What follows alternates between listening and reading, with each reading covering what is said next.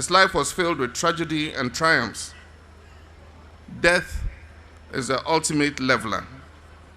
And we must use this occasion of his passing to bring healing to our nation. He was our comrade, and we worked with him. I called him boss, and he called me chief. He was not perfect. Neither are we perfect. We had our disagreements, and we had our joyous moments of success. Having led this country for 19 years, longer than any past leader has and ever will, his impact on where our country has come from and where it is headed cannot be understated. Let us make his death bring us together. As the longest-serving head of state of our country, he was the leader of the revolution. He was a royal of Anglo. He was the husband of our former First Lady, Her Excellency Nana Konadu Agyeman Rawlings.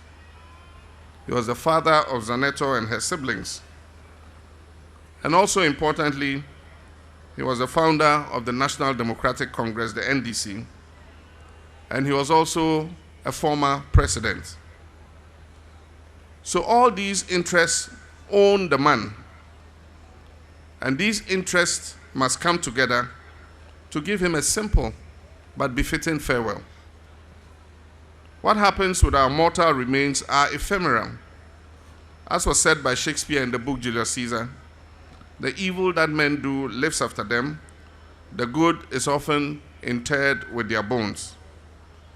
For the cadres of the revolution and the members of the NDC, we must work and fight to ensure that his good is not interred with his bones, and that his positive impact on the history of this nation is preserved for posterity, and that the principles that he stood for are recounted to future generations yet unborn.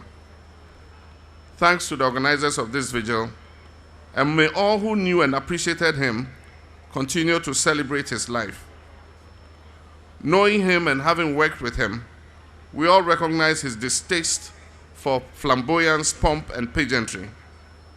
Let our party, therefore, NDC, the government, his family, and the Anglo state work together to celebrate his life and use his passing as an occasion for healing this nation and bringing us together again as one people with one nation and one destiny.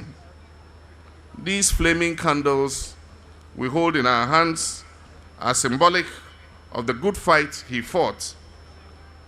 He struggled for us to remain together. His was a life well lived. Boss, your death is not an end, but a mark of new beginnings. Indeed, as you said, and I quote, we owe a sacred duty to Ghana to serve her people and help to achieve our legitimate aspirations.